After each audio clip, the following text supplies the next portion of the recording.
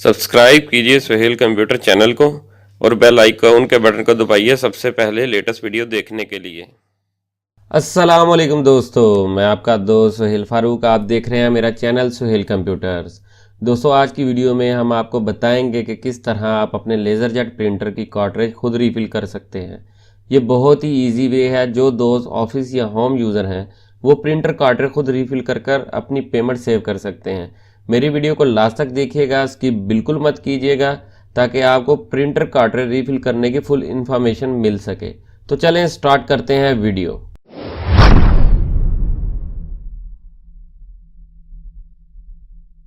Cartridge refill करने के बारे में स्टेप बाय स्टेप आपको बताएंगे। सबसे पहले आपने कार्ट्रिज के साइड कवर को ओपन करना है, जिसके ऊपर दो स्क्रू लगे हुए हैं। आपने दोनों स्क्रू को स्टेप बाय स्टेप खोलना है और उसके बाद इसका जो है साइड कवर आपने ओपन कर लेना है।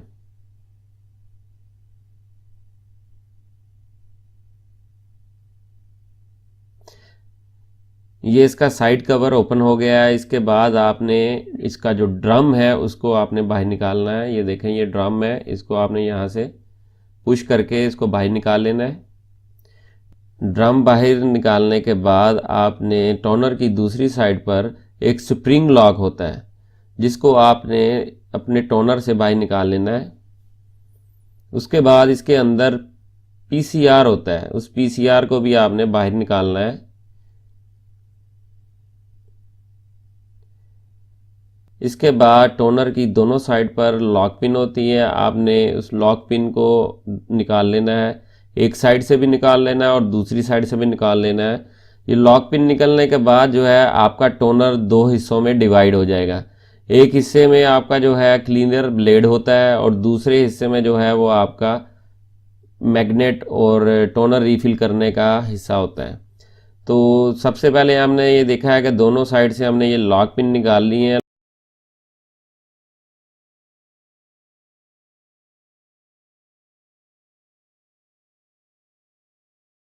लॉक पिन निकालने के बाद हमने टोनर को दो हिस्सों में डिवाइड कर दिया है। एक हिस्से को जिसके अंदर क्लीनर ब्लेड है, उसमें से अब हमने इसकी सफाई करनी है। जो इसका पुराना पाउडर है उसको साफ़ करना है। एक बात का ख़ास ख्याल रखिएगा, टोनर रिफ़िल करते वक्त आपने टोनर के जो है वो पुराने पाउडर की फुल सफाई करनी है, ताकि इसका जो पुराना पाउडर है वो इसके अंदर ना रह पाए। ये देखें, ये क्लीनर ब्लेड है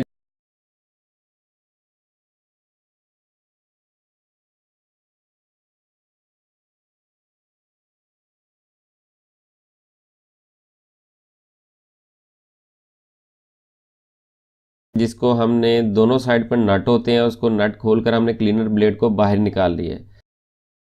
एक्स्ट्रा पाउडर जो है उसको हमने ब्लोअर की मदद से जो है इसके अंदर से सफाई करनी है, ताकि ये बिल्कुल नीट एंड क्लीन हो जाए। टोनर का वो हिस्सा जिसको हमने खोलकर बिल्कुल क्लीन किया है ब्लोअर की मदद से, उसको अब हम दोबारा उसी तरह फिट करेंगे जिस तरह हमने ओपन किया है। ये इसका क्लीनर ब्लेड है, जिसको हम जिस तरह हमने ओपन किया था उसी तरह लगाकर इसके दो स्क्रू इसके ऊपर लगा देंगे।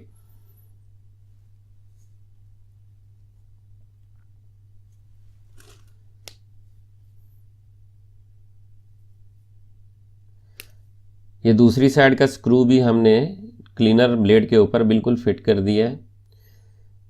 ये आप देख सकते हैं कि दोनों पेच आपने क्लीनर ब्लेड के लगा दिए हैं। उसके बाद पीसीआर जो है उसके लॉक बने हुए, उसके अंदर हमने पीसीआर को एडजस्ट करना है।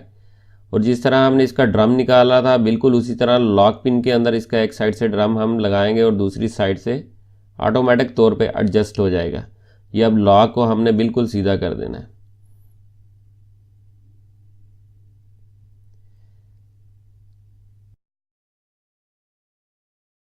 ये टोनर का दूसरा हिस्सा है। सबसे पहले हमने यहाँ पर भी साइड कवर जो है वो ओपन करना है, जिसके ऊपर एक स्क्रू लगा हुआ है। स्क्रू ओपन करेंगे और साइड कवर को हम उतार कर साइड पर रख देंगे।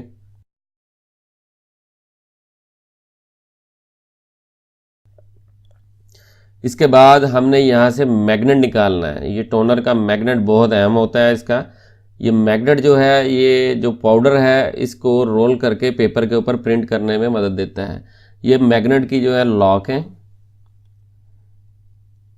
ये टोनर का जो बकाया हिस्सा आपको नज़र आ रहा है, इसके अंदर आपका जो है पाउडर डलेगा। ये इकोटून कंपनी का पाउडर है जो हम इस कार्ट्रिज में डालेंगे। ये 100% जेन्युइन है, ये मेड इन जर्मनी है। HP और कैनन के दोनों प्रिंटर्स के कार्ट्रिज को ये पाउडर सपोर्ट करता है। ये अब आप देख रहे होंगे कि किस तरह हमने जो है पाउडर रिफ़िल करना है, ये आप देख सकते हैं। लेकिन एक बात का ख़ास ख्याल रखना है कि टोनर के अंदर आपने 80 से 85% पाउडर डालना है। उसके अलावा जो है आपने इसके अंदर पाउडर नहीं डालना है। कुछ लोग हैं जो वो फुल 100% पाउडर रिफ़िल कर देते हैं टोनर को, लेकिन वो नुकसान होता है। वो पेपर पे जब आप प्रिंट करते हैं तो वो एक्स्ट्रा पाउडर जो है वो बाहर निकालता है, जिसकी वजह से जो आप प्रिंट देते हैं वो ख़राब प्रिंट आता है। ये देखें, ये अब मुकम्मल पाउडर रिफ़िल हो गया। अब जिस तरह हमने इसका मैग्नेट निकाला था बिल्कुल उसी तरह हमने इसके मैग्नेट को एडजस्ट करना है टोनर के अंदर। ये दोनों लॉक जो निकले थे गरारी लॉक, इसको हम दोबारा एडजस्ट कर रहे हैं मैग्नेट के ऊपर। इसके बाद ये आप देखें कि एक साइड से हमने लगा दिया गरारी सेट।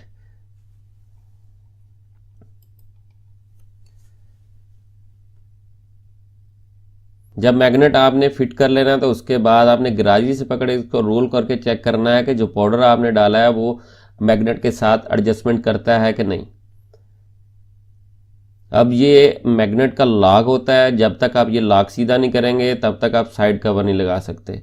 ये साइड कवर लॉक सीधा होने के बाद ही लगेगा। ये देखें, लॉक सीधा हुआ और साइड कवर ऑटोमेटिक तौर पे फिट हो गया। अब जो स्क्रू हमने यहाँ से ओपन किया था यानी कि खोला था, उस स्क्रू को हम दोबारा लगाएंगे।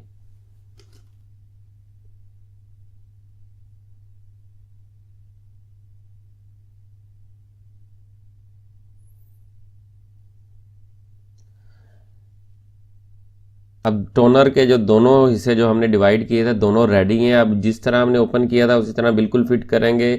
ये मैग्नेट की और ड्रम की गरारी के ऊपर गरारी फिट होगी। उसके बाद इसको इजीली तौर पे हमने जो लगाना है, ये देखेंगे यहाँ पे 2 लॉक होंगे, स्प्रिंग लॉक। सबसे पहले हमने उसको एडजस्ट करना है। उसके बाद जो लॉक पिन निकाली थी हमने दोनों साइडों से, ये लॉक पिन हमने दोनों साइडों पर लगानी है। अगर हम ये लॉक पिन लगानी भूल जाएंगे तो आपका जो टोनर है वो 2 हिस्सों में दोबारा डिवाइड हो जाएगा।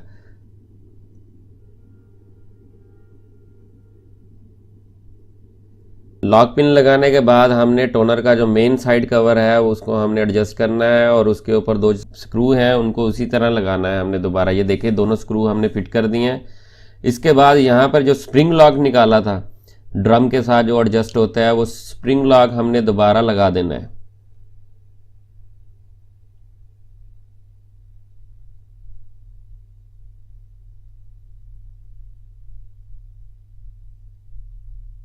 हमारा जो दोस्तों टोनर है वो फुली तौर पर रीफिल हो गया और अब इसको आप टोनर को यूज़ कर सकते हैं। मेरी वीडियो अगर दोस्तों आपको अच्छी लगी है तो मेरे चैनल को सब्सक्राइब करें और बेल का बटन ज़रूर दबाएं ताकि जो भी नई लेटेस्ट वीडियो आए सबसे पहले दोस्तों के साथ शेयर हो।